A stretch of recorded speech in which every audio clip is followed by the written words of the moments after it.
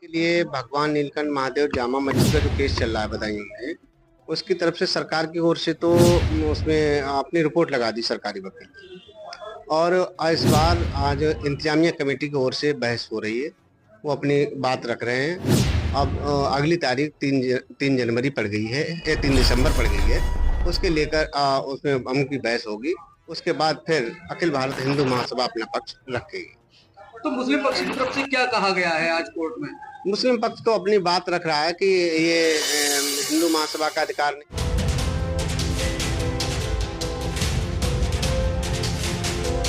उत्तर प्रदेश के संभल के बाद अब बदायूं जिले में जामा मस्जिद को लेकर के विवाद शुरू हो गया है।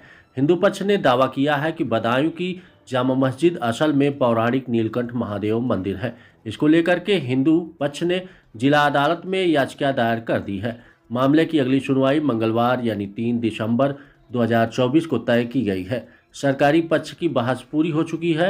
अब मस्जिद की इंतजामिया कमेटी और वक्फ बोर्ड की दलीलें सुनी जाएगी। मीडिया रिपोर्ट के मुताबिक हिंदू पक्ष की तरफ से वादी मुकेश पटेल ने साल 2022 में अदालत में सबूत पेश करते हुए दावा किया था कि यह मस्जिद पहले नीलकंठ महादेव की मंदिर थी। उनकी याचिका में जामा मस्जिद के अंदर हिंदुओं को पूजा का अधिकार देने की मांग की गई है। हिंदू महासभा के अधिवक्ता विवेक रेंडर ने इस मामले की पैरवी कर रहे हैं। मस्जिद के इंतजामिया कमेटी ने इस दावे को जोरदार विरोध किया है। उनके वकील अनवर आलम का कहना है कि जामा मस्जिद 850 साल पुरानी है और इनका मंदिर से कोई संबंध नहीं है। अनवर आलम ने मस्जिद को 850 साल पुराना बताते हुए हिंदू पक्ष की याचिका को खारिज करने की मांग की है। हालांकि उन्होंने कहा कि वे अदालत में अपनी बहस को जारी रखेंगे। जामा मस्जिद बनाम नीलकंठ महादेव मंदिर का यह विवाद बदायूं के सिविल जज senior divisional fast track court में चल रहा है। न्यायाधीश अमित कुमार की अदालत में इस बात की बहस चल रही है कि यह मामला सुनवाई योग्य है या नहीं। हिंदू पक्ष की याचिका में वक्फ बोर्ड के प्रतिवादी नंबर 1 और मस्जिद इंतजामिया कमेटी के विपक्षी संख्या 2 बनाया गया है। शनिवार 29 नवंबर को मस्जिद इंतजामिया कमेटी ने कोर्ट में अपना पक्ष रखा था। हालांकि कमेटी की सुनवाई अभी भी पूरी नहीं हो पाई है। अब देखिए खास रिपोर्ट। जी मुकेश जी बताइएगा, आज कोर्ट में क्या हुआ? जामा मस्जिद वर्सेस नीलकंठ महादेव मंदिर में जो आज बहस होनी थी, ये जो पिछली तारीख के लिए भगवान नीलकंठ महादेव जामा मस्जिद का जो केस चल रहा है बदायूं में, उसकी तरफ से सरकार की ओर से तो उसमें अपनी रिपोर्ट लगा दी सरकारी वकील।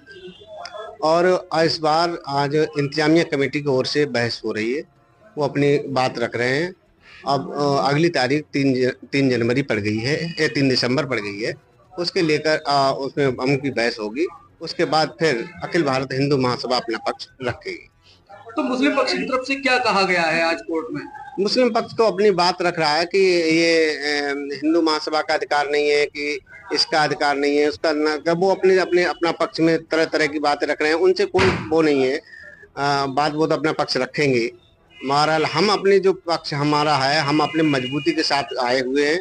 हम सब सरकार के गजेटियर से लेकर रिपोर्ट से लेकर पुरातत्व विभाग से लेकर जनसूचना विभाग से लेकर और यहाँ के सब डॉक्यूमेंटों के आधार पर हम तैयारी के हिसाब से गए हैं। और हमें सरकार पर और बदायूं कोर्ट पर, सुप्रीम कोर्ट और हाई कोर्ट सभी पर हमें विश्वास है, हमें न्याय मिलेगा। और हमने ऐसा कोई वो नहीं है जो हमारे पास सबूत है नहीं। हम मजबूती के साथ आए हुए हैं, वो कहीं पर लड़े, हम मजबूत खड़े हैं। बताइएगा मतलब कि आज इंतजामिया कमेटी की तरफ से जो बहस हुई है, क्या कुछ हुआ है कोर्ट के अंदर? देखिए, आज क्योंकि ये नए जज साहब आए हैं तो इनके यहाँ बहस दोबारा शुरू हुई। उसे हमारी एप्लीकेशन ये है, ऑर्डर 7 रूल 11 CPC का एक है कि उसमें जो है अगर कानून के खिलाफ है कोई मुकदमा, या जिन्होंने मुकदमा फाइल किया है वादियों ने, उनको कोई राइट नहीं है मुकदमा फाइल करने का, या कोई कॉज ऑफ एक्शन अगर डिफेंडेंट्स के खिलाफ नहीं है तो वो उनका प्लेन जो है मुकदमा रिजेक्ट कर दिया जाएगा। सुनवाई होने से पहले सिर्फ इसी पॉइंट पे सुनवाई होगी कि चलने के लायक है या नहीं। वो हमारी एप्लीकेशन, तो उस पर आज हमारी बहस शुरू। तो कोर्ट की तरफ से क्या कुछ कहा गया है अभी, या नहीं? अभी तो कोर्ट की तरफ से कुछ भी नहीं कहा। अभी तो थोड़ी सी बहस शुरू हुई है। कोर्ट ने बाकी आगे बहस के लिए 3 दिसंबर लगा दी, बाकी 3 दिसंबर को भी बहस होगी। तो पुरातत्व विभाग ने रिपोर्ट लगाई अपनी, वो क्या रिपोर्ट है? नहीं, पुरातत्व विभाग की रिपोर्ट को कुछ कहे इससे हमारे केस पे कोई असर नहीं पड़ता है। वो अपनी बात कहते हैं, उनका कहना यह है कि ये पुरातात्विक है, हमारा कहना यह है कि ऐसा कोई डिक्लेरेशन नहीं हुआ है और ये पुरातात्विक आर्कोलॉजिकल सर्वे के अंडर ये नहीं आती है और इसमें लगातार नमाज हो रही है और इंतजामिया कमेटी इसका इंतजाम कर रही है। पुरातत्व विभाग ने ना कभी इसका इंतजाम किया, ना पुरातत्व विभाग ने इस पे कोई अपना लेबल लगाया है। जैसा कि उनका बोर्ड होता है पुरातत्विक, जो भी इस किस्म की बिल्डिंग्स होती है उसमें उनका ना कोई बोर्ड है, ना उन्होंने कुछ इसका कभी इंतजाम किया है। कह देना है उनका कि कोई उन्होंने अपने कागजों में लिख लिया होगा, उससे कोई हमारे केस पे उससे कोई इफेक्ट। आज जामा मस्जिद वर्सेस नीलकंठ महादेव मंदिर में तारीख थी, क्या कुछ रहा कोर्ट?